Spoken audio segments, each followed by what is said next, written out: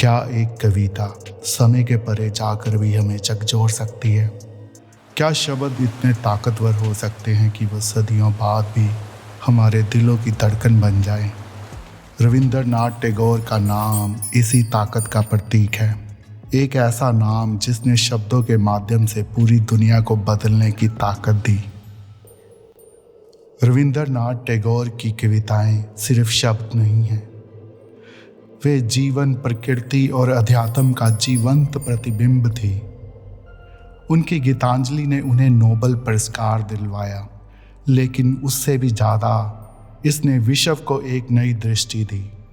हर कविता हमें जीवन के बारे में कुछ नया सिखाती है, कुछ नया दिखाती है।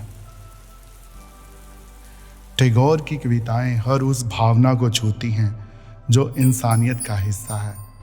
उनकी कुछ मशहूर कविताएं हैं। Where the mind is without fear, यह कविता आज भी स्वतंत्र विचारों की धड़कन है। एकला चलो रे, यह कविता हमें अकेले चलने की हिम्मत देती है, चाहे दुनिया साथ ना दे। स्ट्रीम ऑफ लाइफ, जीवन की सरलता और गहराई का अनोखा संगम। भारतो भाग्यो विधाता, जो आगे चलकर हमारे राष्ट्रीय गान का हिस्सा बनी। द गोल्डन बोट, जीवन और मृत्यु के बीच की कश्मकश को दिखाती एक गहन कविता। दोस्तों, टैगोर की कविताएं केवल पढ़ने के लिए नहीं हैं, वो हमें आज भी उतनी ही प्रेरणा देती है जितनी उन्होंने तब दी थी।